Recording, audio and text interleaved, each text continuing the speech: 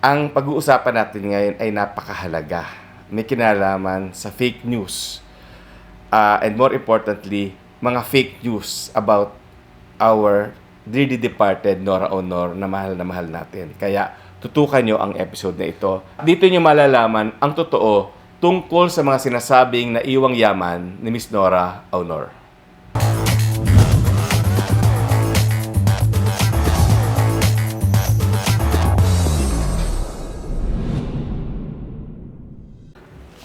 Bago pa pumanaw si Nora Honor, isang pagkawala na iniinda pa hanggang ngayon ng bawat Pilipino.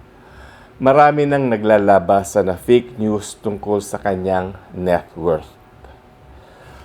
May nagpapakita na mga bahay daw ni Nora, pero ang mga bahay may mga cypress tree sa bakuran. Hindi naman tumutubo ang cypress sa Pilipinas. Sa loob ng bahay, may fireplace. Parang di naman nagbahay si Nora sa Baguio o kaya sa Tagaytay.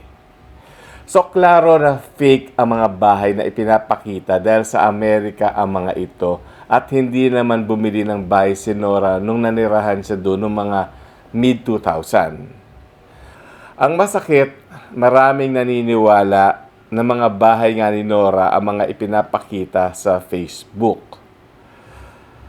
Sa episode na ito, sasabihin ko ang totoo sa mga naiwang ari-arian ni Nora. Gumawa po ako ng investigasyon at ito ang aking natuklasan. Pakiusap ko din na tapusin nyo ang video na ito bago kayo mag-react. So let's proceed with our story. Matapos pumanaw si Nora, ay mas maraming fake news pa ang lumabas. May nagsabing silent millionaire si Nora at ekta-ektaryang lupain ang naiwan sa Bicol. Sa isang banda, may nagsabi din na namatay itong dukha. Ang pinakamasakit, nagsalita daw si Ian De Leon kina Lotlot, Matet, Kenneth at Kiko na wala silang makukuha kay Nora dahil mga ampon lang sila. Kumbaga, pinalalabas na sosolohin ni Ian yung mana. Pero yun na nga, meron ba? So, ito yung aalamin natin. Maraming naniwala at lumabas na masama ang ugali ni Ian. Pero syempre, fake news yun. May mga nagsabing may karapatan sila Lotlot dahil legally adopted sila. Well, totoo naman yun. Pero fake news pa din yung lumabas. Talagang pinatulan. So, eto na ang totoo. Nung height ng kasikatan ni Nora, talaga namang namili siya ng mga lupain sa Bicol. Sobra-sobra ang pera niya. Talaga ang dami. Kaya niyang bilhin ng buong Bicol. Kahit siguro mayon volcano, kaya niyang bilhin kung ibinebenta ito nung araw. Sa Manila, nagpalipat-lipat siya ng bahay. Eto lang ang mga natatandaan ko. Una siyang tumira sa Nichols dahil doon nakatira ang auntie niyang si Mamay Belen. Tapos, nilipat siya sa apartment sa native sa Cubao ni Temyong Marquez for work purposes. Si Temyong ang lolo ni Michelle D. at ni Winwin Marquez. After that, nag-BF Homes Parañaque siya, nag-White Plains, tapos La Vista. Ito ang Forbes part ng Quezon City. Dito sila tumira ni Christopher De Leon nung mag-asawa pa sila. Pagkatapos ay nagpasig, Tierra Pura, Green Hills, New Manila, Valencia na eventually ay binili ni Lily Monteverde at Cityland Townhomes Ortigas. Meron pa sa Balete Drive, malapit kina Danding Cojuangco. Ito yung bandang E. Rodriguez na. Isang beses nagkausap kami at tinanong ako ni Nora kung naging magkapit-bahay kami sa La Vista. Sabi ko, nakaalis na siya nang lumipat kami doon. Pero nagbiro ako na ang kwento sa akin ng mga kapitbahay, hirap na hirap sila kada linggo dahil bus-bus ang mga dumadating sa bahay niya ng mga fans. Wala nang madaanan ang mga residente. Pero ito ay patunay na ganon kasikat si Nora Honor. Ayon sa kwento ni Nora, napilitan siyang ibenta ang La Vista House dahil hindi nila matanggihan ang kapatid ni Imelda Marcos.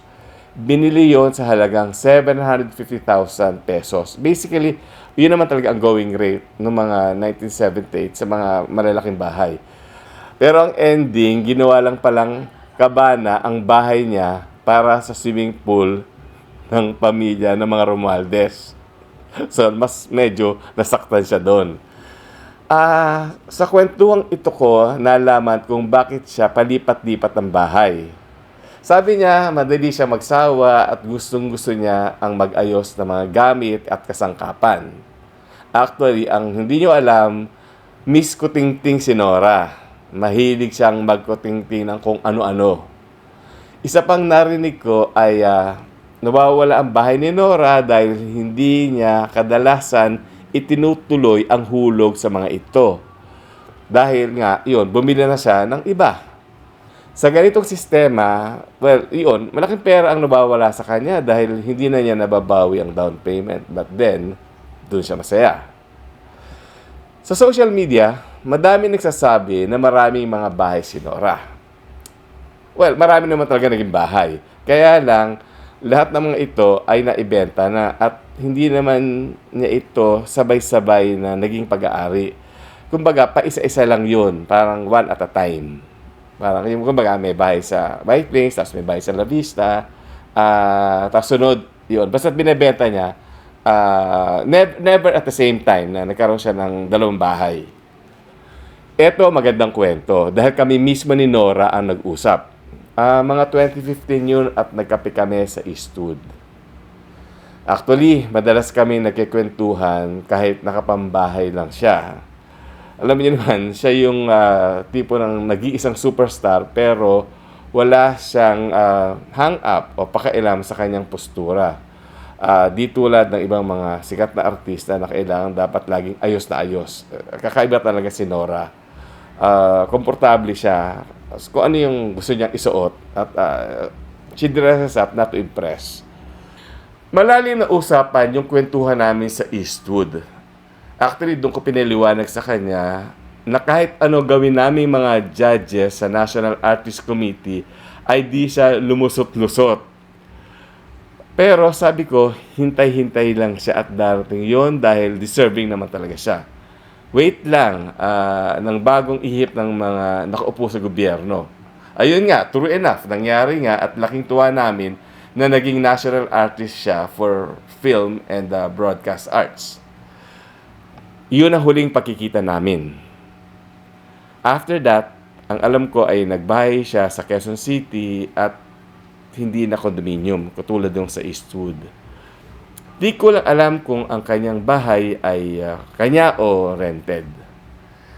Pero, noong 2020, sinimulan na niyang ayusin ang mga properties niya. Nagpunta siya sa Iriga, kasama pa nga niya sina Ian at Patet. Ito ang inabutan ni Nora Aunor. Walang natira sa ekta-ektaryang agricultural land niya sa Iriga. Paano nawala? Noong early 1970s, nagkaroon ng land reform si Ferdinand Marcos Sr. Pinamahagi sa mga magsasaka ang mga malalaking lupain. Ang pwedeng lang maging pag-aari ng isang individual ay 7 ektarya. Tapos, dumating ang CARP ni Cory. Ito yung Comprehensive Agrarian Reform Program. Obviously, tinamaan din ng CARP ang mga lupain ni Nora, kaya marami ding lupain ang nawala sa kanya. Isa pa, well, aminin natin, napabayaan niya. Wala siyang kamalay-malay na ibenta na ang mga ito ng isang miyembro ng pamilya. Well, maaaring may blessing niya yun, baka lang hindi niya matandaan. May isang property pang natira. Ito ay isang bungalow sa Springfield Subdivision sa Iriga. Pero naibenta na din ito. Hindi nga lang malinaw ang pagkakabenta. Kaya nga, buti na lang nabawi niya ang bahay dahil dinala niya ito sa Court of Appeals at nanalo siya. Kung ibebenta ang bahay ngayon, ito ay maaari magkahalaga ng mga at the most 5 million. Sa puntong ito, Iriga pa lang ang aking nasusuyod. Sabi kasi may mga lupain pa siya sa ibang parte ng Bicol. Kaya lang, agricultural land ang mga ito at di naman ganon kataas ang presyo. Well, hindi ko naman minamaliit ang halaga ng agricultural land dahil dito natin kinukuha ang mga pagkain natin. Kaya lang, yun talaga ang presyuhan ng ganon. At meron pang inheritance tax. Kung hindi ito na isalin sa mga anak, para na din nilang binili ito kung magkaka-interest sila dahil sa mga babayaring buwis. So, di pa dito natatapos ang report ko. May mga hahalughugin pa ako na ibang mga lupain sa Bicol na sinasabing pag-aari ni Nora. Talagang maraming naipundar si Nora. Kaya lang ay hindi niya naasikaso ang mga ito nung siya ay nabubuhay pa. Well, hindi naman siya masisisi dahil busy siya at kumakayod yung tao. Pero kahit paano naman ay may natirang bungalow na may halaga. Nais ko lamang sabihin sa puntong ito na may mas importanteng iniwan sa atin si Nora Aunor. At hindi ito material.